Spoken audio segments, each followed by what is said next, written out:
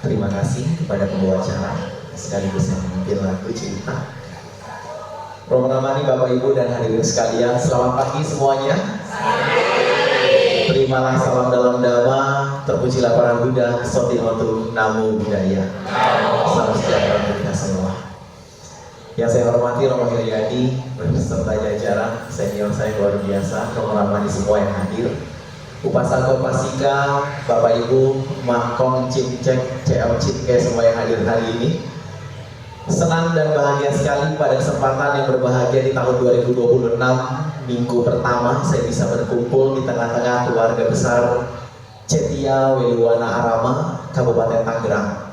Tentu yang pertama saya ucapkan selamat tahun baru 2026. Semoga pokoknya doa yang terbaik buat kita semua Bapak Ibu. Apa yang jelek-jelek di tahun yang lalu kita buang, kita tinggalkan, kita hilangkan total. Apa yang sudah bagus kita pertahankan, dan apa yang belum bagus nanti kita usahakan dan kita maksimalkan ke depannya. Selamat tahun baru 2026. Semoga kebahagiaan dan segala berkah sejahtera untuk kita semua. Sadu, sadu, sadu. Bapak Ibu Romo Ramani sekalian, senang dan bahagia sekali. Ini adalah wihara pertama di tahun 2026 saya kunjungi. Ya, selain saat itu di Wasana Graha Romo kebetulan saya isi materi Samanera dan Silacari di sana. Jadi kalau untuk betul-betul secara formal saya keluar ke wihara itu di 2026 adalah Cetia Weliwana Arama. Jadi hari ini kemarin sempat saya konfirmasi sama Cita, gimana Ci, on schedule atau enggak? Ya ya.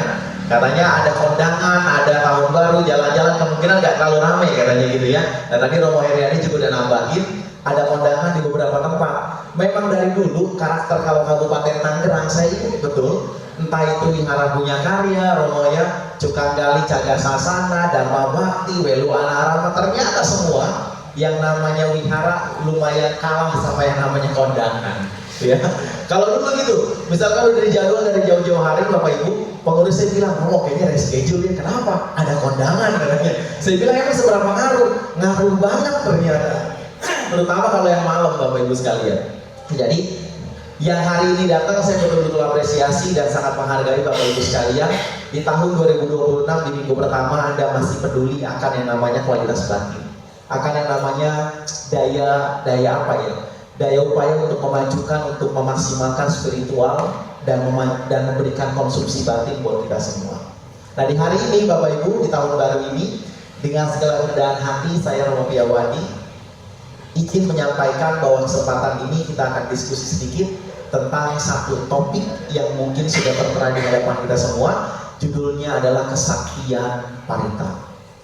Ini sebetulnya topik yang sudah mau saya sampaikan di kesempatan yang lalu, yang kebetulan saat itu Cita ya, mohon maaf juga Romo Heriadi, saat itu terpaksa harus reschedule karena waktu itu saya lupa lah satu dan lain hal, akhirnya saya harus digantikan sama Romo Didi kalau nggak salah.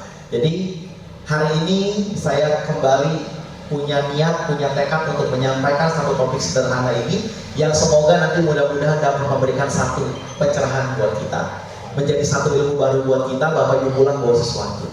Nah sebelum kita mulai, mari sama-sama Bapak Ibu Romo Ramani sekalian dengan hormat, dengan segala kerendahan hati saya mengajak Anda untuk kembali bersikap anjali. Kita kembali merangkapkan kedua tangan di depan dada. Kita akan sama-sama mengagungkan guru junjungan kita, yakni Sang Tathagata Buddha Gautama. Namo tassa bhagavato arahato sama sambuddhassa. Namo tassa bhagavato arahato sama sambuddhassa. Namo tassa bhagavato arahato sama sambuddhassa. Terpujilah Sang Bhagawa yang maha suci, yang telah mencapai penerangan sempurna. Samanta cakawalesu atra gacantru dewata sadhamang muni rajasa sunantu sagamo kadang sabye kami carupe giri sikaratate cantalike wimane diperate jagame karuana gamane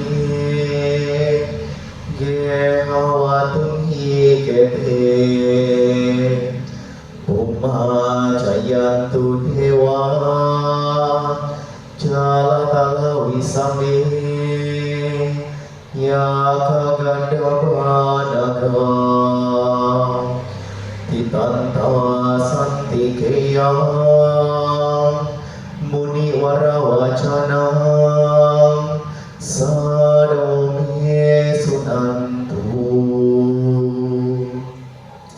dhamma sawana kalowaya padanta dhamma sawana kalowaya padanta dhamma sawana kalowaya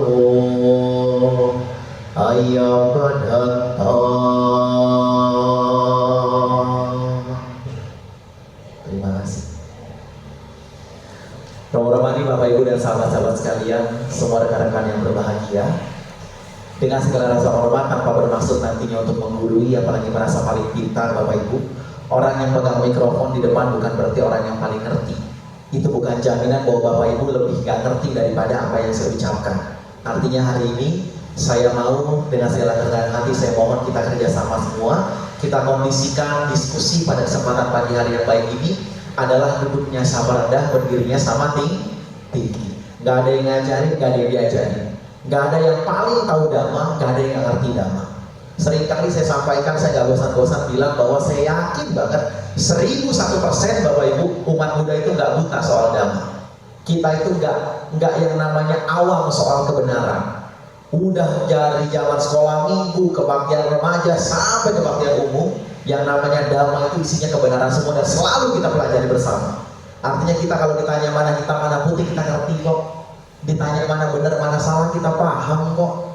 Yang menjadi masalah kadang-kadang bukan kita nggak ngerti, kita kadang-kadang suka lupa atau kita pura-pura lupa. Yang hitam tetap kita hajar, yang putih malah kita hindari, yang benar yang malah kita segan-segan buat jalani, yang salah malah enjoy kita di situ. Nah masalah kita di situ Bapak Ibu, bukan soal nggak ngerti, betul? Setuju ya? Jadi hari ini Bapak Ibu kita akan sama-sama bahas sedikit apa yang pernah Sang Buddha sampaikan, terutama poinnya di sini adalah tentang parita suci. Kemarin begitu saya posting di media sosial, ada beberapa teman-teman yang suka nanya, emang apa kesaktiannya katanya? Kok kayaknya keren amat, parita tuh hebatnya di mana katanya begitu ya? Mungkin kalau Bapak Ibu sekalian nih, Romo Ramani ya, Romo Heriadi, salah satunya mungkin momen di wihara yang suka seringkali kelewat, yang mungkin memang nggak ada begitu kan, adalah orang memberikan satu pengalaman di luar dari apa yang dia pernah lakukan. Dia berdiri di depan, dia ngomong. Mungkin bagi saya, orang-orang yang praktek dhamma, orang-orang yang rajin baca parita, orang-orang yang rajin sembahyang, pasti punya pengalaman hidup yang berbeda. Hanya kadang-kadang mereka nggak punya panggung dan kesempatan buat ngomong di depan. Maka buat kita semua Bapak Ibu, satu kata kunci pertama yang mau saya sampaikan, apa yang tadi Anda sudah baca sama-sama dari awal pembukaan kebaktian sampai tadi terakhir kita sebelum meditasi, itu bukan satu teks yang sembarangan. Itu bukan sekedar sesuatu hafalan yang Bapak Ibu baca, bikin mulut pegel, bikin pusing, bikin capek, bukan sekedar daripada itu. Saya akan awali Bapak Ibu sekalian, ada satu cerita begini. Kalau kita bicara kesaktian parita ya, sekitar mungkin 15-20 tahun yang lalu saya pernah dapat satu cerita dari seorang teman saya. Kebetulan hari ini beliau masih ada, masih hidup, masih ngajar di salah satu kampus di Tangerang. Dia perempuan. Saat itu Bapak Ibu kita tahu belasan tahun yang lalu sebelum ada Transjakarta di daerah Jakarta begitu ya. Sebelum ada Transjakarta itu ada yang namanya kendaraan satu disebut dengan mikrolet atau kopaja. Mungkin Bapak Ibu Romo Ramani tahu. Ya, yang kadang-kadang kalau kita istilahnya bilang kiri stopnya di mana, turunnya di mana gitu ya. Kalau nggak lompat nggak berhenti tuh bis. Dia cuma tak pelando gitu masih berani lompat tuh. Nah Bapak Ibu sekalian, teman saya ini kebetulan kerja di Jakarta. Dia kerja di yang namanya daerah Grogol. Dan biasanya dia jam 4 sore udah pulang. Itu masih kebagian dia naik angkot, naik apa bemo, begitu naik bajai. Saat itu masih banyak. Bajai masih bajai warna merah, bukannya sekarang warna biru. Nah satu hari terjadi Bapak Ibu dicerita sama saya, nggak ada pilihan lain, dia harus pulang lembur. Dia harus pulang lebih malam. Kalau nggak salah dia pernah cerita ke saya itu di jam 8 atau jam 9 dia persis kasih tahu soal ini. Jam 8 jam 9 dia harus bisa pulang dari kantor, baru bisa keluar dari kantor. Dan nggak ada pilihan lain saat itu, bajai, angkot dan sebagainya nggak ada di jam segitu. Mau nggak mau satu-satunya angkutan umum yang bisa bawa dia pulang ke Tangerang balik adalah yang namanya kopaja. Mungkin kalau Bapak Ibu, Mak Engkong ya, Om Tante yang sering ke Jakarta atau pernah tinggal di sana, tahu persis lah. Kopaja itu 24 jam. Selalu ada dia. Nomor 90, 91, 92, 89, beda-beda jurusan. Dan udah jadi satu rahasia umum Bapak Ibu. Yang namanya Kopaja itu angka kriminalitasnya tinggi. Makanya kalau dulu orang tua saya suka pesan kalau mau naik Kopaja, hati-hati dompet, handphone jangan sering dikeluarin. Kalau bisa itu yang namanya barang-barang berharga, kalau nggak penting jangan dibawa dulu. Kalau udah niat mau naik Kopaja, katanya begitu. Ya kalau pesan-pesan dari orang tua dulu kayak gitu. Nah, teman saya Bapak Ibu, nggak ada pilihan lain antara dia nginep di situ atau dia pulang tapi harus naik Kopaja. Dia tahu hari itu.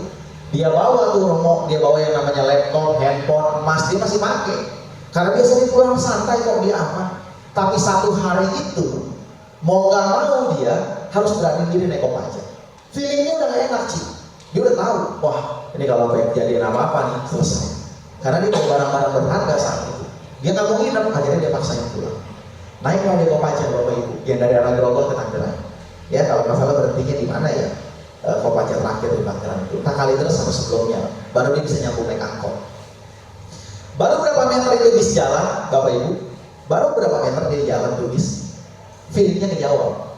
Mulai dulu begitu bisnya udah jalan, nggak macet karena udah malam kan, udah mulai sepi. Itu 3 orang laki-laki berdiri semua dari paling depan, badannya gede-gede semua. Yang satu ngeluarin pisau, yang satu megang plastik, yang satu nodongin satu-satu. Ya, jadi yang satu ngancem ngeluarin pisau, yang satu siapin tempat buat nampungin barang-barang, yang satu ngambilin. 3 orang.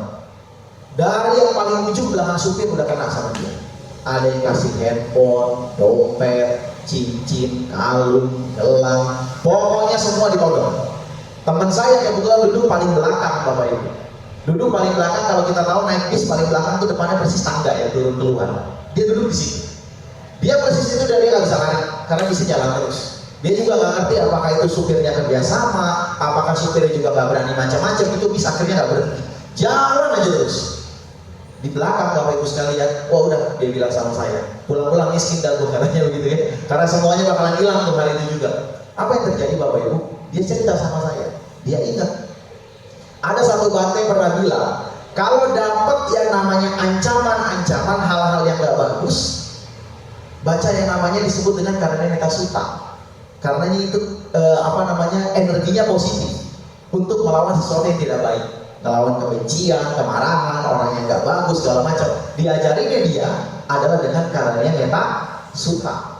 Akhirnya Bapak Ibu, dia bilang sama saya, dari zaman dia sekolah minggu sampai dia remaja itu dia kerja di Jakarta, dia hafal banget gitu yang namanya karenanya neta suta. Tapi yang namanya situasi dijepit model kayak begitu, itu keringat udah keluar segede-gede biji jagung, udah panas dingin, hatinya ngedrak-ngedrak begitu kan. Dia cuma bisa merem, dia baca komat kamit yang diakuin apa? Itu baik pertama dia lompat ke 9 dia mundur lagi ke 3 dia balik ke 12 mundur lagi ke 4. Pokoknya putar-putar aja tuh. Yang ada dalam pikiran dia baca begitu ya. Padahal dia hafal banget, ngerti dan hafal banget yang namanya karena neta suta. Tapi karena kondisinya udah kayak begitu, pokoknya apa yang ada dalam otaknya dia baca. Dia merem aja, dia baca dalam hati Bapak Ibu sekalian. Sampai akhirnya dia cerita sama saya, itu bis gak lama berhenti. Bis berhenti dia buka mata dong, dia mastiin kondisinya udah aman belum. Yang dia kaget Bapak Ibu, itu 3 orang preman turun persis depan muka dia, tanpa nengok sedikit pun ke orang itu. Yang badannya gede-gede 3 tadi turun itu dari tangga depan dia persis, karena dia depan di belakang. Turun udah bener-bener kayak gak lihat orang. Dia bingung, penumpang lain lebih bingung, gitu kan? Semua pada bingung kenapa kok dia satu-satunya yang gak kena. Semua itu kena satu-satu. Handphonenya, dompetnya, emasnya, perhiasannya, dia doang satu-satu yang gak kena. Semua pada bingung tuh. Akhirnya dia cerita sama itu sama saya.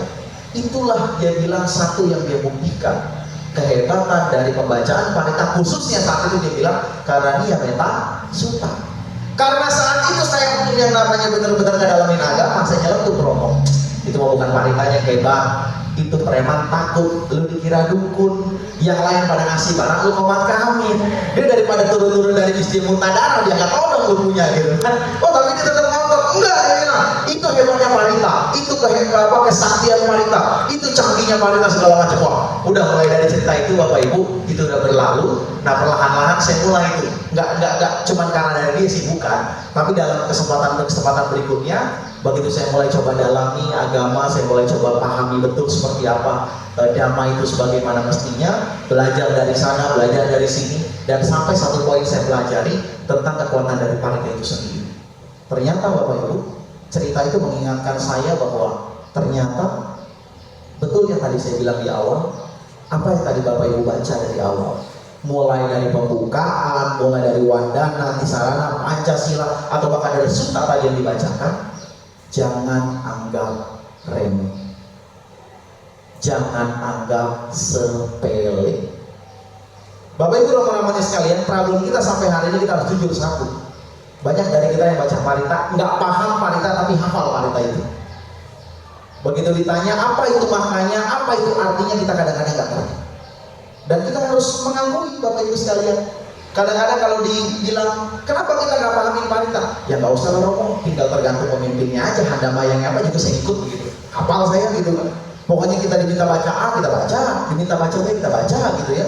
Padahal Bapak Ibu, kalau Anda sama-sama nanti akan mempelajari itu yang namanya parita suci, tahu maknanya, tahu betul-betul dalamnya, kekuatan itu akan sangat besar.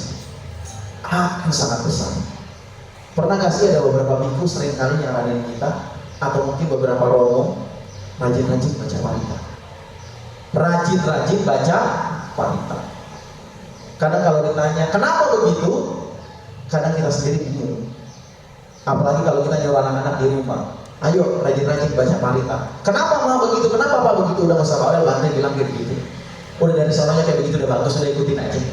Atau sekalipun kita bisa ngejelasin Bapak Ibu Rama-Rama, itu kita sebut, kita tulis itu yang namanya teori dalam buku parita suci.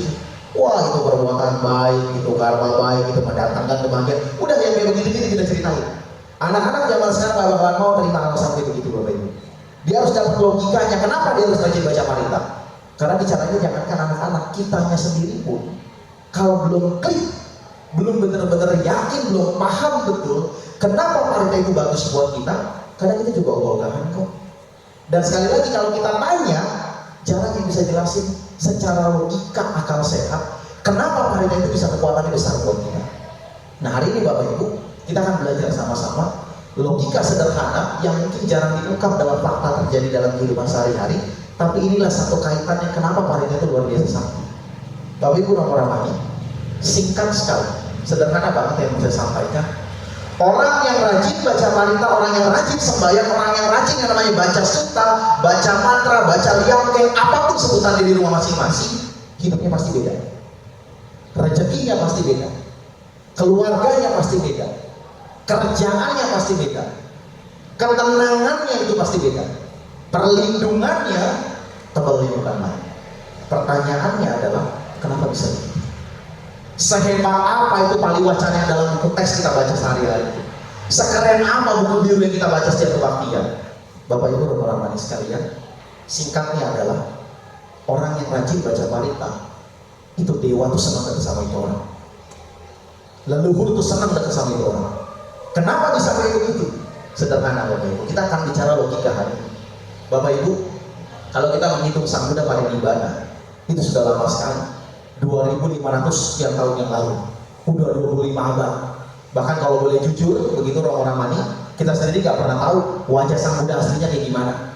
Setiap negara punya rupang yang berbeda. Negara Thailand, rupangnya ciri khasnya wajah-wajah Thailand.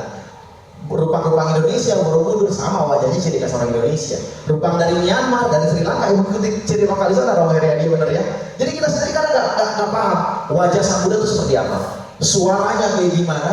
Cara tindak tanduk saat hidup seperti apa kita udah gak pernah tahu karena udah terlalu lama. Selama ini berdasarkan referensi sutta aja, referensi literasi aja kita baca. Tapi beda cerita Bapak Ibu dengan yang namanya para dewa. Alam-alam di atas kita ada 6 tingkat surga di atas kita sebelum alam-alam jana dan arupa jana. Ada 6 surga Bapak Ibu sekalian. Mereka masih ingat betul bagaimana sosok Sang Buddha itu wajahnya seperti apa, suaranya gimana, tingkah lakunya gimana. Mereka hafal banget. Kenapa bisa hafal? Karena itu kan udah lama meninggal. Kita hitung 25 abad yang lalu Bapak Ibu. Para dewa itu punya hitungan tahun yang berbeda di alam mereka. Makanya ada satu kisah di salah satu Dhammapada tuh, saya lupa Dhammapada berapa. Di situ disebutkan ada seorang dewa yang meninggal dunia di sana. Pagi-pagi dia meninggal. Dia lari ke alam manusia. Dia lahir jadi perempuan, dia dewasa, dia remaja, dia nikah, dia punya anak, dia punya cucu, dia meninggal. Meninggal, dia balik lagi ke alam dewa yang sama. Di alam surga yang di sana dia tempati, itu para dewa yang lain nanya, kamu kemana dari pagi kok sore baru muncul? Tuh Bapak Ibu, kemana dari pagi kok sore baru kelihatan? Dia bilang, saya meninggal, saya jadi manusia, saya udah punya anak, saya udah punya cucu, dan saya meninggal lagi, balik lagi ke sini. Tapi alam surga di sana menghitung, dia baru hilang tadi pagi, balik lagi sore. Bapak Ibu sekalian, saya gambarkan singkat begini. Kenapa saya bilang punya dimensi waktu yang berbeda? Kenapa para dewa hafal banget wajah sang Buddha itu seperti apa? Yang namanya surga tingkat pertama Catu Maharajika, surga tingkat kedua Tawatingsa, ketiga Yama, keempat Tusita, kelima Nimanarati, keenam adalah surga Paranimita Wasawati. Mereka punya hitungan tahun Bapak Ibu di surga tingkat pertama yang namanya Catu Maharajika. Satu hari satu malamnya mereka sepanjang 50 tahun di kita. Jadi kalau kita yang saat ini usianya masih gocap, Bapak Ibu di sana kita masih satu hari. Ya, di sana kita masih satu hari. Di sini udah gocap. Alam surga tingkat kedua Tawatingsa yang dipimpin sama Dewa Saka, 33 dewa yang berbuat kebajikan saat itu dalam ceritanya. Satu hari satu malamnya mereka 100 tahun di kita. Jadi kalau Bapak Ibu bayangkan nih, kalau kita menghitung Sang Buddha sudah meninggalkan kita 25 abad yang lalu, 2500 tahun lalu sekian. Surga tingkat pertama menghitung baru kurang lebih 50 hari mereka ditinggalkan. Baru 49 hari mereka bisa bayar kemarin malam. Ya, pelampangnya belum diberesin tuh. Belum ada 50 hari mereka beresin. Ditinggalkan Sang Buddha. Surga tingkat kedua yang namanya Tawatingsa Bapak Ibu, menghitung baru 25 hari mereka ditinggalkan sama Sang Buddha. Baru 25 hari belum genap sebulan mereka ditinggalkan sama sosok Buddha. Surga Yama tingkat ketiga Bapak Ibu, itu punya waktu satu hari satu malam 200 tahun ini kita. Jadi surga tingkat ketiga baru menghitung berapa belas hari Bapak Ibu sekalian? 12 setengah hari mereka ditinggalkan. Belum ada apa-apanya, masih betul itu sosok Buddha. Apalagi surga tingkat ke-6 yang namanya surga Paranimita Wasawati, yang kalau dalam referensi buku, dewa-dewa itu bisa menciptakan apa yang dia mau, apa yang dia inginkan, dia muncul di saat itu. Usia mereka Bapak Ibu, satu hari satu malam mereka 1600 tahun di kita. 1600 tahunnya di kita, mereka baru satu hari satu malam, 24 jam di sana. Jadi mereka punya hitungan Bapak Ibu, Sang Buddha itu meninggalkan mereka belum genap 2 hari. Belum nyampe 2 hari mereka ditinggalkan sama sosok Buddha. Karena mereka punya usia 1600 tahun dalam satu hari. Kita menghitung 2500 tahun yang lalu, mereka belum genap 2 hari. Karena 2 harinya mereka adalah 3200 tahun di tempat kita. Apa yang terjadi dengan hitung-hitungan ini Bapak Ibu sekalian? Bayangkan ya. Apa yang Anda baca dalam pengucapan Paliwacana Parita-Parita Suci, suta-suta yang luar biasa hebat dan luar biasa sakti yang kita bacakan itu, adalah apa yang pernah disampaikan oleh Sang Buddha selama beliau hidup. Adalah sesuatu yang pernah dikhotbahkan ketika Sang Buddha itu masih aktif membabarkan Dhamma 45 tahun. Apa yang terjadi Bapak Ibu? Yang mendengarkan Dhamma itu bukan cuma manusia, tapi para dewa turun ke dunia untuk mendengarkan apa yang Sang Buddha sampaikan saat itu. Mereka bersukacita, berbahagia sekali dengan apa yang Sang Buddha sampaikan. Apa yang terjadi ketika Sang Buddha parinibbana di usia 80 tahun? Mereka kehilangan satu sosok guru. Mereka kehilangan sumber pengajar yang luar biasa mereka hormati. Mereka begitu berduka dengan kehilangannya sosok Buddha yang mengalami parinibbana saat itu. Dan hitungan mereka sekali lagi, belum lama Sang Buddha meninggalkan mereka. Lalu apa yang terjadi Bapak Ibu? Ketika Anda adalah orang-orang yang rajin baca parita, Anda rajin mengulang kembali suta-suta Sang Buddha, para dewa Bapak Ibu, di tengah kedukaan mereka, di tengah kerinduan mereka sama sosok Guru Agung Buddha Gautama, mereka menemukan orang-orang ternyata yang mampu mengulang kembali apa yang seringkali diucapkan sama Sang Buddha. Kalau Bapak Ibu paham yang namanya Karunyamita Sutta, Manggala Sutta, Nindikanda Sutta, dan Sutta-Sutta lainnya, itu adalah khotbah Sang Buddha yang sangat disukai para dewa. Ketika Sang Buddha sudah parinibbana, mereka nggak bisa lagi dengarkan itu. Tapi ketika Anda mengulang itu dengan rajin, para dewa suka dekat sama kita. Kita nggak usah jauh-jauh Bapak Ibu, kita bayangkan sederhana. Kita ditinggalin sama satu orang yang kita hormati, dia meninggal dunia. Kita masih berduka, kita masih sedih banget. Begitu kita keluar rumah di jalan nggak sengaja, ngelihat orang yang dari belakang aja perawakannya mirip kayak orang yang kita sayangin. mirip sama orang itu, sama mendiang itu, hati kita senang gak Bapak Ibu? Ngelihat yang begitu aja dari belakang aja udah ngobatin rasa rindu. Apalagi tuh orang ngomong suaranya mirip kayak suara orang yang kita sayangin tuh, yang memang meninggalkan kita. Senangnya bukan main Bapak Ibu. Apalagi wajahnya mirip, tingkah lakunya mirip, cara ngomongnya mirip, betah kita ada bersama dia.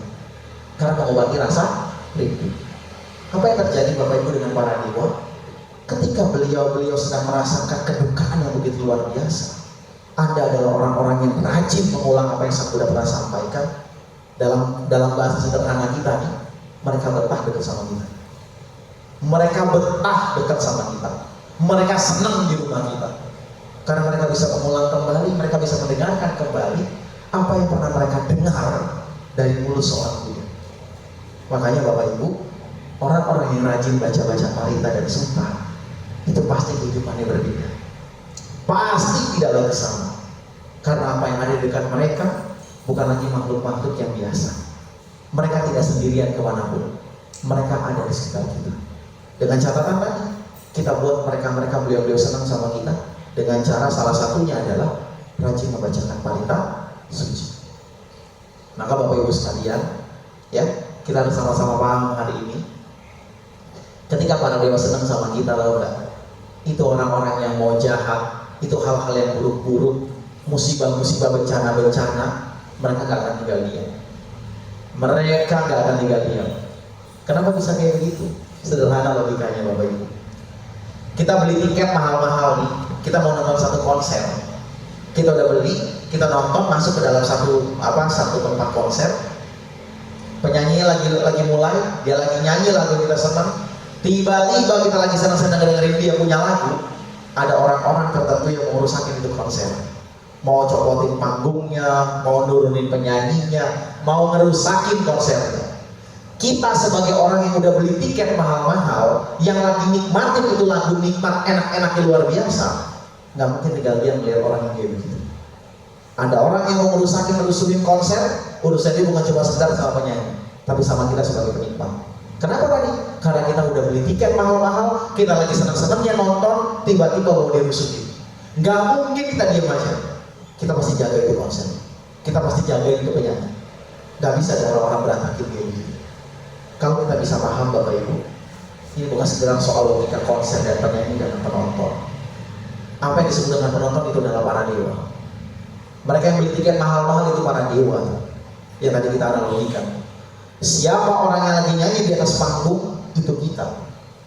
Lagu yang lagi dinyanyikan itu siapa? Itu parita. Orang-orang yang mengurusin konser itu siapa? Itu orang-orang yang niatnya jahat. Itu yang namanya penyakit, musibah, bencana, orang-orang licik, teman-teman yang pura-pura baik di depan tapi nusuk di belakang. Dewa gak akan tinggal diam melihatnya begitu. Mereka gak akan kasih ke orang-orang dekat sama kita. Terhindar Bapak Ibu, terhindar. Nah, hari ini Bapak Ibu sekalian, kita bisa belajar satu hal penting, sederhana.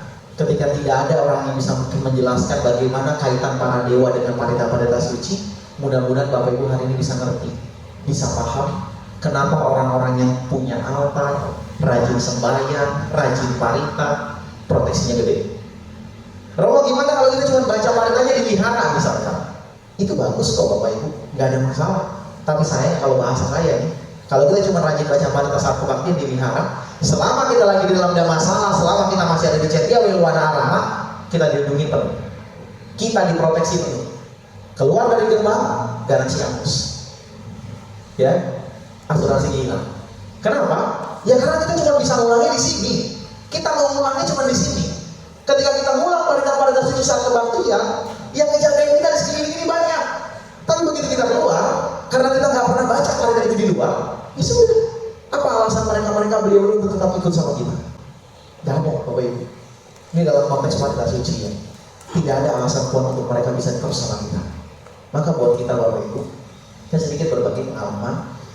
Kenapa saya yakin banget soal ini Ibu Bapak? Dulu saya adalah salah satu orang yang merasa bahwa semua bisa saya lakukan dengan diri sendiri. Saya merasa gak ada siapapun yang bisa bantu, apalagi hal-hal yang di luar dari akal sehat kayak begitu. Gak ada yang bisa bantuin. Semua dari saya, semua dari saya. Sampai di satu titik Romo Ramani, Ini bukan sekedar pengakuan, tapi hati kita betul-betul terbuka. Kita betul-betul respect, kita betul-betul menghargai, memahami betul-betul mengakui keberadaan ternyata ada makhluk-makhluk yang tidak terlihat yang memang ada di sekitar kita. Dan mereka tidak mungkin adalah makhluk-makhluk suci yang memang ada di dekat kita. Dulu saya berpikir ajaran Buddha selalu menekankan kita itu pokoknya nggak boleh bergantung, harus ngandelin diri sendiri, harus apa-apa pokoknya diri sendiri segala macam. Setelah saya kaitkan Bapak Ibu, semua memang bermuara dari diri sendiri, tapi bukan berarti kita menghilangkan peran-peran apa yang ada di luar sana. Contoh sederhana, kita punya uang sebanyak apapun, kalau nggak ada orang yang jualan baju, kita mau beli baju dari siapa? Kita mau punya duit sekoper, segudang segala macam, nggak ada yang jual mobil, nggak ada yang jual motor, nggak ada yang jual sendal, siapa yang kita mau beli? Kemana-mana telanjang kita tetap. Duit kita banyak, kita kerja keras dari diri kita, duit kita banyak. Tapi nggak ada orang lain di luar, nggak ada yang jualan di luar, tetap telanjang kita kemana-mana. Tetap nyeker kita kemana-mana. Nggak bisa kita naik mobil, nggak bisa kita naik motor, nggak bisa jual kok. Nah ini maksudnya Bapak Ibu sekalian, keberadaan beliau-beliau itu ada. Saya nggak ngomong soal klinik, enggak. Guru kita mengajarkan kok kita punya yang nama 3 pusat dalam kehidupan. Kita punya tuh dimensi ruang yang berbeda daripada alam manusia. Kita ada yang namanya leluhur, kita ada yang namanya para dewa. Yang dekat dengan kita 6 tingkat aja. Di atas itu adalah alam dewa-dewa jana, arupa jana, para Brahma di atas semua yang dicapai melalui jana. Tapi yang terdekat sama kita 6 tingkat surga tadi. Nah Bapak Ibu sekalian, ya, kalau kita membuat magnet ini terus menerus, Bapak Ibu tidak hanya mengulang partai-partai ini cuma sekedar dipelihara, nggak usah jauh-jauh deh. 3 bulan kita buktiin kalau konsisten, Anda akan punya perubahan, Anda akan punya perbedaan. Makanya kenapa Bapak Ibu banyak yang bilang jangan baca pantai cuma lagi dipelihara. Penting gak dipelihara? Penting. Kebaktian bagus. Tapi selesai dari itu, jangan bolong. Jangan bolong gitu Pak Ina. Kalau bisa baca di rumah, bagus. Bapak Ibu, saya bersyukur Pak Haryadi. Saya bekerja di tempat yang memang mewajibkan saya baca Parita. Saya di sekolah Dharma Widya, tempat Pak Dewa Singkomo di Serang. Kita kurang lebih karyawan dan anak-anak kurang lebih ada 1.000 orang. Karyawan 100 sampai 200, sisanya anak-anak. Dari TK sampai SMK di sana semua. Apa yang terjadi Bapak Ibu, kita punya satu peraturan Bapak. Setiap jam 7 pagi sebelum pelajaran dimulai, kita wajib semua keluar baca Parita bareng di depan, di lapangan, di teras. Yang kita biasa baca nama Karagana, Wandana, Tisarana, Pancasila. Itu wajib. 4 Parita itu wajib kita baca setiap pagi. Yang non-Buddhis sekalipun dia tetap harus ikut. Mereka nggak perlu baca Parita, tapi harus tetap sikapnya berdoa. Yang Buddhis semua wajib yang namanya baca Parita. Apa yang terjadi Bapak Ibu? Setelah 4 Parita itu selesai, kebetulan saya di sana tidak mengajar, saya di manajemen. Saya nggak punya kewajiban buat masuk kelas. Jadi setelah Parita selesai, anak-anak masuk kelas, guru-guru ngajar, saya balik ke kantor, saya tambahin Parita lagi. Saya tambahin Parita yang setiap hari saya bacakan dan saya berusaha untuk tidak pernah bolong. Yang pertama saya baca Bapak Ibu setelah selesai Parita rutin tadi, yang pertama saya baca adalah Etawata. Etawata. Bagi saya, ini adalah salah satu Parita yang penting untuk terus menghubungkan kita dengan para leluhur. Pelimpahan jasa yang bisa sebut nama leluhur di Etawata. Kalau di Parita Patidana kita nggak bisa sebut nama. Tapi bukan berarti Etawata lebih sakti, Patidana lebih sakti, nggak Bapak Ibu sekalian. Ini lebih keserapnya aja. Saya kalau pagi ngulangnya Etawata Om. Karena saya bisa sebut nama orang tua saya, bisa sebut nama engkong saya, bahkan bisa sebut nama leluhur saya. Bagi saya Bapak Ibu, peranan leluhur amat sangat penting dalam kehidupan. Jangan remehkan peranan-peranan beliau. Jangan menghilangkan bantuan-bantuan beliau. Ada nanti di satu titik Bapak Ibu akan merasakan, akan menyadari, akan mengakui bahkan banyak campur tangan para leluhur dalam kehidupan kita. Bahkan sekalipun itu di luar dari akal sehat nalar logika kita, tapi fakta itu terjadi. Maka saya terus menjaga itu dengan Etawata. Setelah Etawata selesai, Bapak Ibu dan Menamani, saya adalah orang yang masih suka duniawi. Saya masih yang namanya suka cepet-cepetan gocapan. Saya masih perlu yang namanya attention isi. Saya pasti yang namanya tambahin promo. Ada satu yang mungkin jarang Bapak Ibu dengar. Gata Siwal. Gata Siwal. Saya baca itu setiap pagi. Bapak Ibu dan orang-orang sekalian, gatanya singkat, pendek, penuh pengulangan. Tapi apa yang saya rasakan, saya mungkin nggak bisa ngomong terlalu banyak. Saya nggak bilang bahwa dengan kata Siwali saya rutin baca, saya bisa tanah hektar sekian banyak di Gading Serpong, di Weluwana, di Kabupaten Tangerang, enggak. Tapi minimal yang saya pernah buktikan Bapak Ibu, yang sampai detik ini saya buktikan, saya nggak pernah bingung soal urusan perut, saya nggak pernah bingung soal urusan pakaian-pakaian, kebutuhan pokok. Di depan macet, rezeki di belakang kebuka. Bisnis di kanan dihadang orang, kiri ada yang ngebuka. Dari samping sana dimacetin orang, sebelah sini banyak yang bantu. Selalu ada celah. Gampang Siwali. Buat Bapak Ibu yang masih demen gocapan cek-cekan masuk ke dompet, ya, masih demen saldonya nambah, nggak salah kalau Bapak Ibu akan coba nanti yang namanya baca Gata Siwali. Ini bukan mantra aneh-aneh kok, bukan ciptaan saya, bukan ciptaan Romo Heriadi, ada kok kata itu. Siwali Camahatero Dewa Tanarabu Cito Sorang Percaya Didi Ahang Wanda Bisa Bada Siwali Camahatero Yaka Dewa Biku Cito Sorang Percaya Didi Ahang Wanda Bisa Bada Siwali Terasa Ekang Gunang Sawastila Bambawan Dumi. Selesai. Saya kalau ngobrol sama teman-teman saya Bapak Ibu yang kadang-kadang ngeluh usahanya sepi, kerjaannya gitu-gitu aja, saya cuma bisa bilang, lu coba sekali-sekali baca Gata Siwali tiap pagi. Cobain. Bapak Ibu sekalian, hambatannya benar-benar hilang. Saya nggak bisa ngomong panjang lebar karena setiap orang punya pembuktian masing-masing. Saya cuma saranin Bapak Ibu, kalau merasa kerjaannya lagi kurang bagus, usahanya masih kurang oke, nggak ada salahnya Bapak Ibu coba Gata Siwali dibaca kalau pagi. Itu Gata penarik rezeki. Ya, kenapa sosok Siwali itu sangat sentral dalam hal kesejahteraan? Romo Heri pasti paham banget. Bapak Ibu sekalian, yang Arya Siwali adalah satu-satunya arahan yang gak pernah merasakan kekurangan dalam hidupnya. Satu-satunya. Bagaimana dengan Sang Buddha? Beliau pernah mengalami kesulitan ketika masa-masanya di hutan. Ketika saat itu gak ada yang kasih tidak paham. Sampai ada titik terakhir itu binatang-binatang yang kasih buah-buahan. Tapi ada waktu sekian menit, sekian lama, beliau sempat bingung, gak ada itu yang namanya makanan. Gak ada yang kasih. Karena itu gak hutan. Tapi yang namanya Siwali, kemanapun dia pergi, di situ rezeki menumpuk. Dimanapun dia pindah patah, di situ makanan berlimpah. Dimanapun dia pergi, di situ kesejahteraan ikut. Makanya kenapa dalam salah satu sentral ajaran Buddha soal namanya kesejahteraan, Siwali ini menjadi sosok ikon yang luar biasa. Maka sekali lagi Bapak Ibu, nggak ada salahnya dicoba Gata Siwali. Lihat seberapa lancar keran rezeki yang nanti Bapak Ibu akan buka. Itu kedua. Karena saya masih suka duniawi. Ya.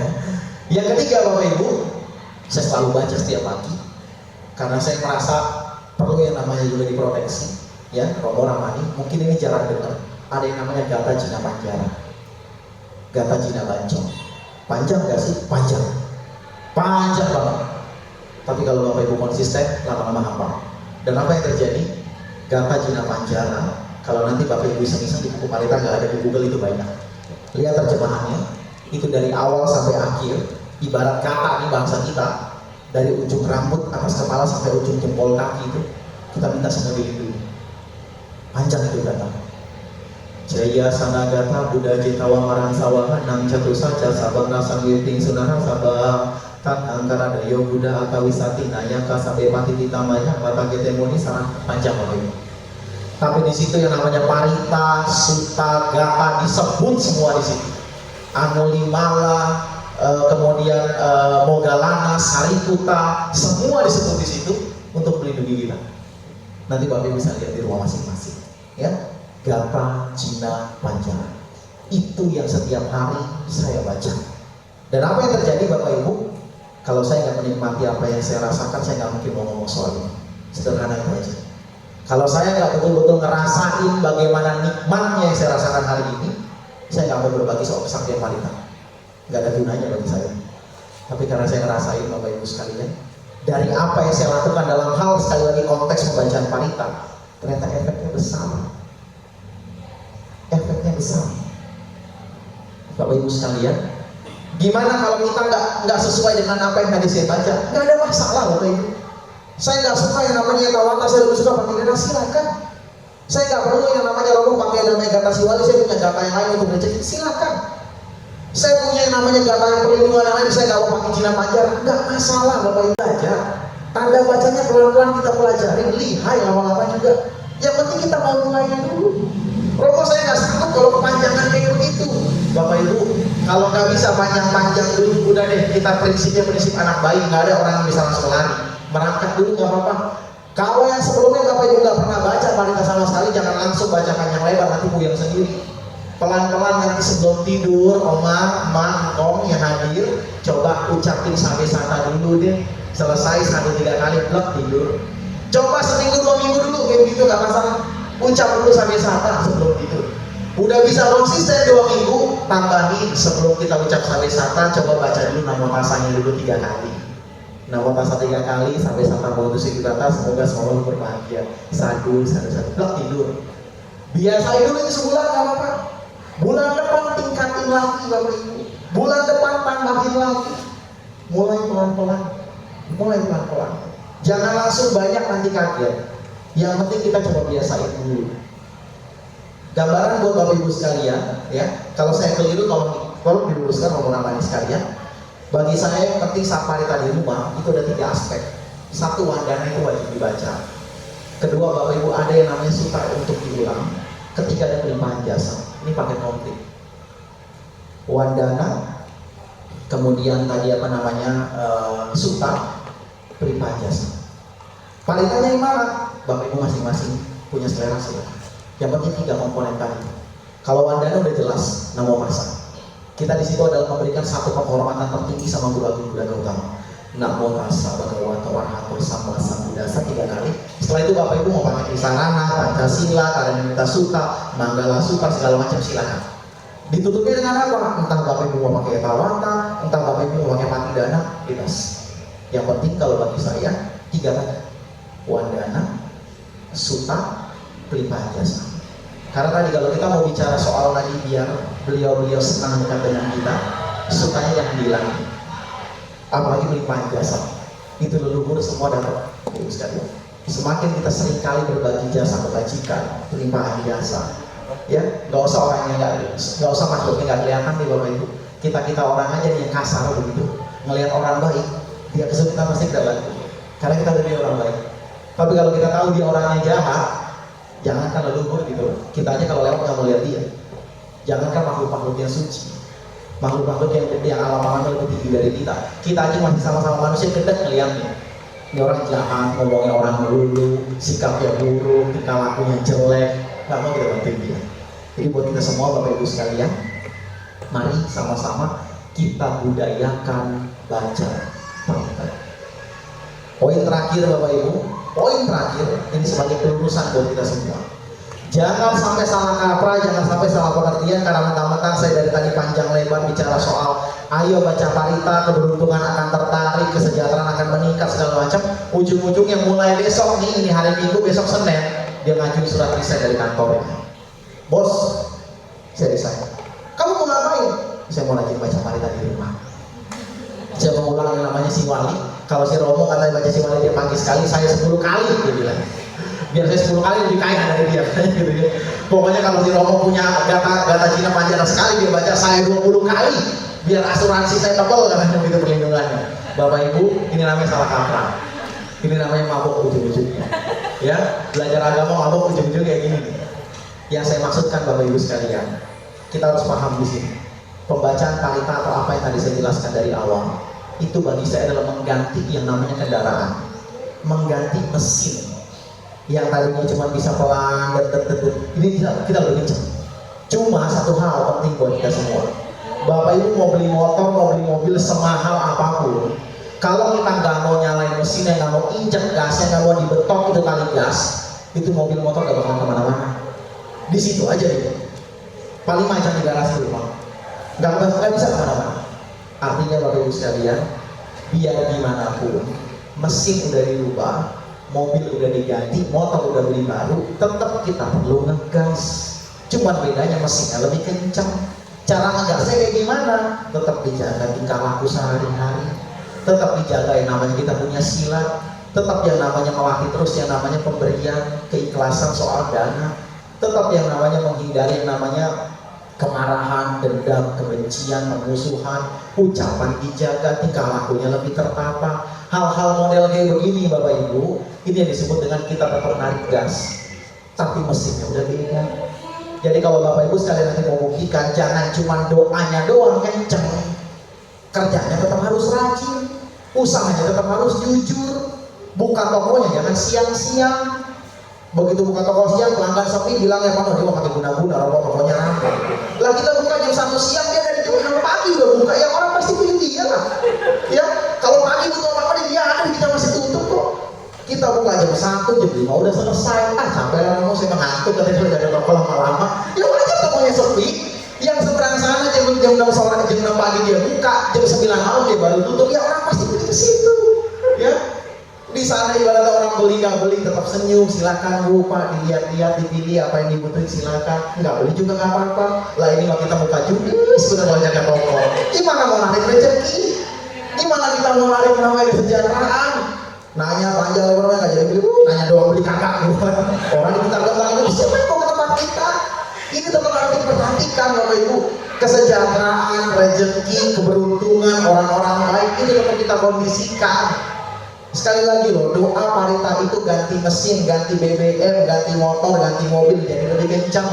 Tapi kalau kagak dibecek gasnya, nggak bakalan itu mobil lari kemana-mana, nggak bakalan itu motor pindah kemana-mana.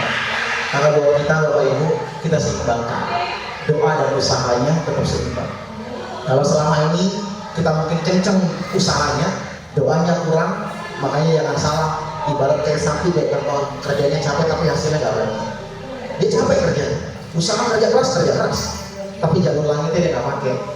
Nah kalau kita hari ini, Bapak Ibu jalur daratnya kita pakai, usahakan jalur langitnya kita tingkatin. Nanti Bapak Ibu akan menunggu satu titik, ya ke depan mudah-mudahan 3 bulan, 4 bulan, 6 bulan ke depan ada yang WhatsApp saya, promo terbukti, rekeningnya berapa, nah syukur kalau gitu ya. Ya, untung-untungnya begitu kan, bercanda Bapak Ibu. Minimal kalau Anda ngerasain perubahan, kasih tahu sama teman di sebelah Anda. Kasih dia budaya yang sama, rutinin dulu, baca pahatnya jangan malas.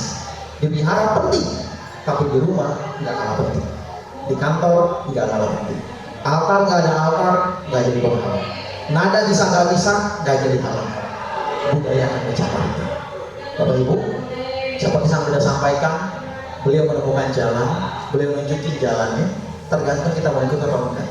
Saya ngikutin beliau lah, saya udah coba tahu dapat hasil nikmatnya gimana. Gurihnya nasi padang saya udah ngerasain, enaknya nasi wartegnya saya udah ngerasain. Kali ini saya coba bagikan sama Bapak Ibu nih, kalau mau beli nasi padang kesini jalannya, nih kalau mau beli warteg segini rutenya, silakan. Yang mau cobain boleh, enggak juga nggak maksa. Cuman kalau saya punya keinginan Bapak Ibu, kalau memang semua umat Buddha bisa sejahtera, kenapa enggak? Kalau memang semua umat Buddha kerjaannya bisa enak, usahanya bisa lancar, nggak pusing lagi ngurusin dapur, kenapa enggak? Kenapa saya mesti kaya sendirian? Kenapa saya mesti enak sendirian? Toh ketika Bapak Ibu sejahtera dengan parita-parita tadi, nggak ngurangin apa yang saya punya kok. Saya berusaha untuk itu aja. Saya udah coba buktiin. Silakan buat Bapak Ibu sekalian, mudah-mudahan bisa membuktikan hal yang sama atau bahkan lebih dari apa yang saya buktikan. Itu aja Bapak Ibu yang mau saya sampaikan dalam kesempatan pagi hari ini tentang satu topik diskusi kesaktian Parita. Ada hal yang mau disampaikan Bapak Ibu sebelum saya tutup? Silakan. Oke, Cici silakan.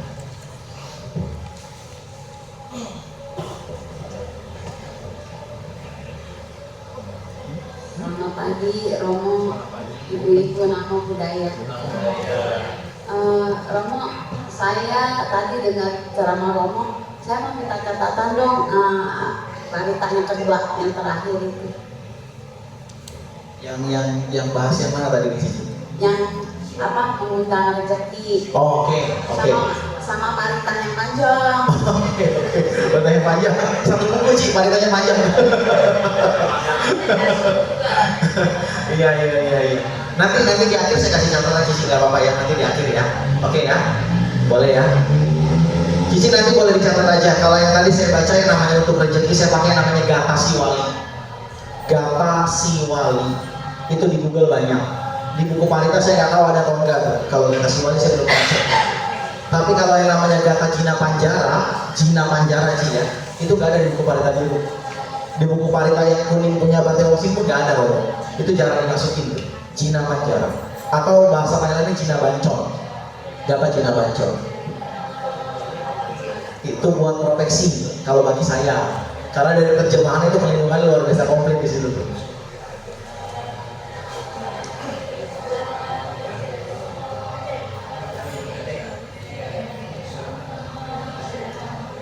Bapak Ibu, ini tambahan sedikit ya. Sebetulnya kita itu ya Romo ya, parita kita tuh banyak fungsinya sesuai dengan apa yang kita butuh. Kadang-kadang kita nggak ngerti soal ini Romo. Kayak ibaratnya kalau bicara orang sakit ada bojanda parita, ya kan? Ada buat parita orang sakit ada tanah parita, ya kan? Ada buat ini, ada buat itu. Peresmian rumah, tanahnya baru dipakai rumah, itu kita punya parita masing-masing. Istri lahiran Pak, ada paritanya. Anak mau potong rambut ada paritanya. Kita tuh punya sebenarnya. Ini masalahnya kadang-kadang Romo Ramani, kita selalu punya pikiran bahwa parita itu identik sama wihara. Akhirnya di rumah kita nggak mau pelajarin itu. Akhirnya kita nggak mau budayakan itu, dan ini yang sayang buat kita. Zamannya udah ada tapi nggak pernah kita pakai. Perlengkapannya udah dikasih sama sang Buddha, kita nggak pernah mau pakai. Ini sayangnya. Makanya ayo sama-sama kita gencarkan ini budaya wanita di rumah masing-masing harus. Bapak Ibu, apa yang terjadi ketika Bapak Ibu selain baca di wihara, kita udah lebih paham. Sekarang Romo, Ramani, ini kalau kita mau jujur ini benar-benar prihatin benar. Banyak dari kita yang rajin baca parita tuh lancar gitu, tapi kita nggak ngerti apa yang kita baca. Banyak dari kita yang kalau ditanya nama Karagata itu apa, bingung. Taunya Romo sebelum kebakti kita baca nama Karagata, pulang baca nama Karagata. Udah disuruh baca terjemahannya, banyak loh yang nggak tahu. Ditanya Wandana nama Kasa, oh itu gampang banget 3 kali diulang. Artinya apa? Pelangak Plomo kita jawab. Karena kita jangan mau pelajarin sih. Ini bukan kesalahan, bukan. Kita sama-sama belajar dari ini semua. Harus bangga dengan doa yang kita punya. Harus yakin sama doa yang kita punya. Itu saktinya bukan main, Pak, Bu, Engkau, Enci ya. Itu luar biasa kekuatannya. Jangan diremehin. Bahaya kalau dia bilang, aduh Romo doa sama agama Buddha mah gak ada yang sakti Romo katanya, gak ada yang manjur. Siapa bilang? Banyak, Bapak Ibu beneran banyak. Saya berapa kali ngeluarin makhluk peta itu cuma gara-gara orang kesurupan pakai dana doang Romo.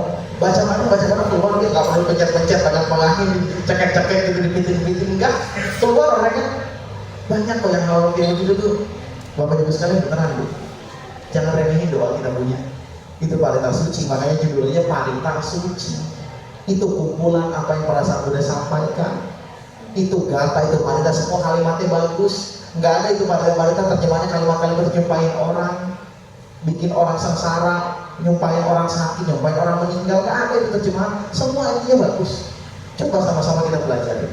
Biar ke depan, kalau Bapak Ibu baca parita, kita paham. Kalau kita paham, kita lebih yakin. Kalau kita lebih yakin, kekuatannya lebih besar. Maka beberapa tempat ada tuh yang punya metode. Dia hari ini bacanya Pali, minggu depan dia baca bahasa Indonesia.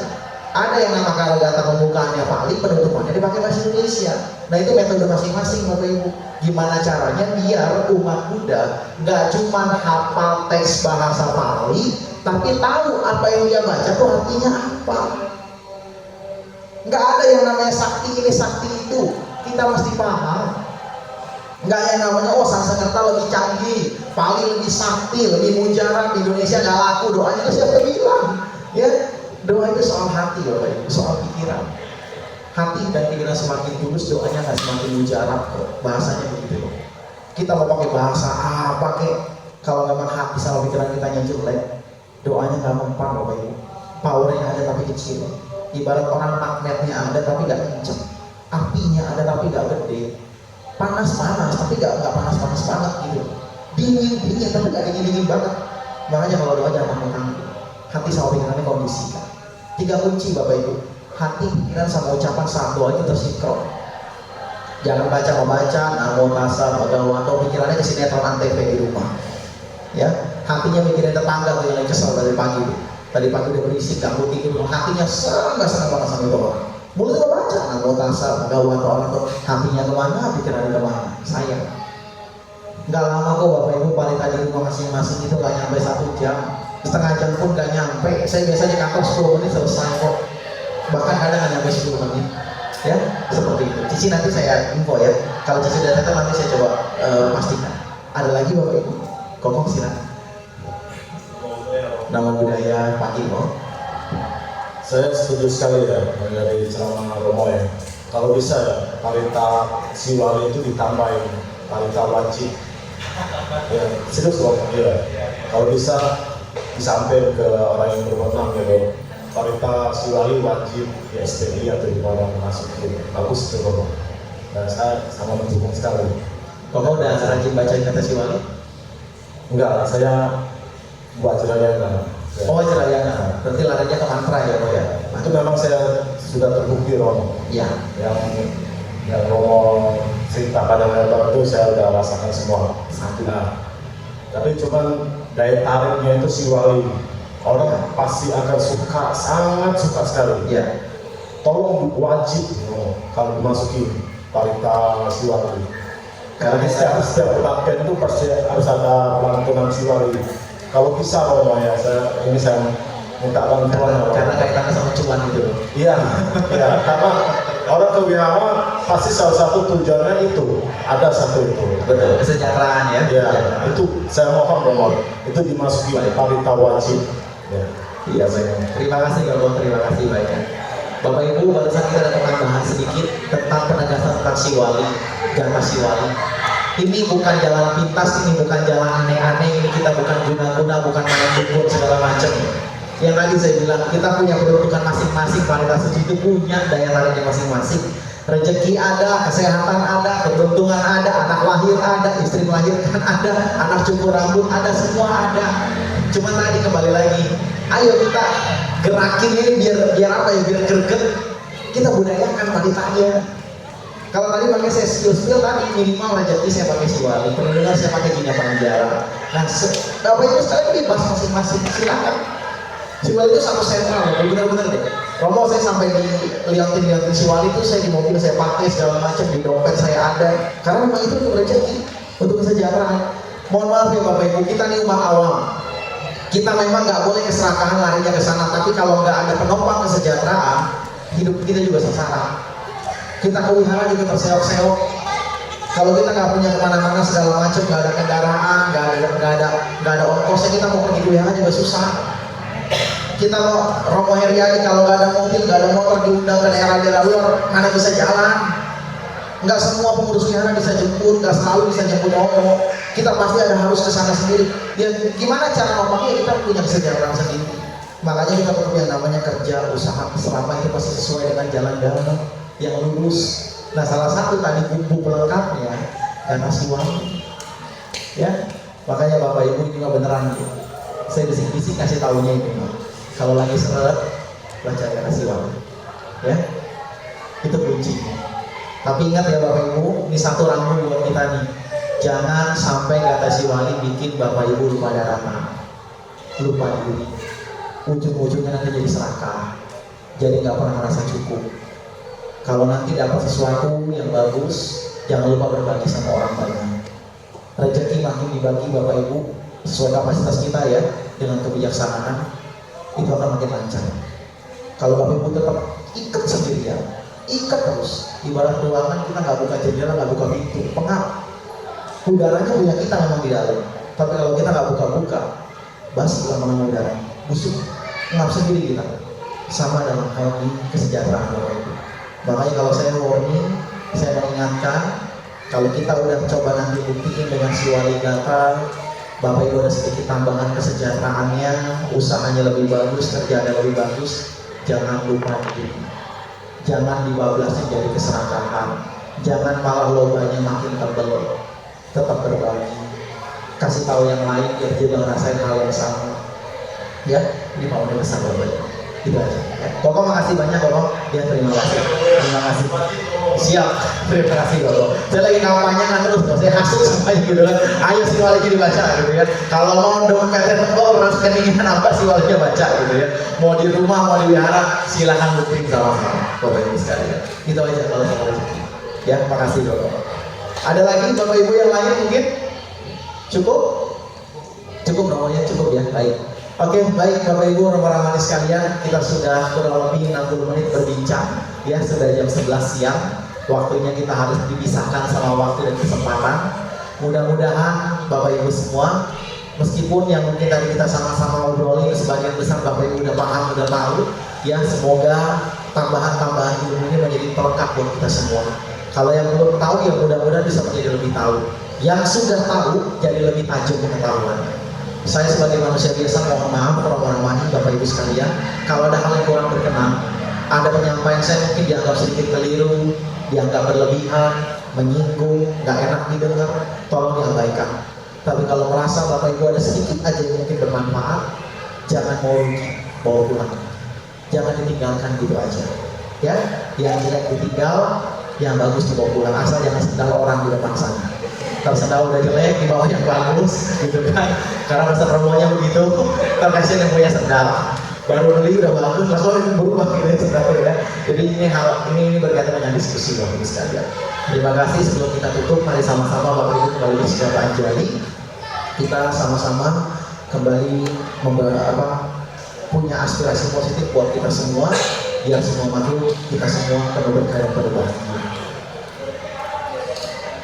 Dukkha pata cani dukkha, baya pata cani baya, sokha pata cani sokha, hotu sabe dipagino, etawata cami sambatang punya sampadang, sabe dewa numonantu sabah sampati sidia, danang dadantu sadaya silang rakantu sabada, bawana viratahontu ngajatu dewata gata, sabe buddha balapatha pacekana jaya balang, arahantaran cate jena rakang bandami sahaso.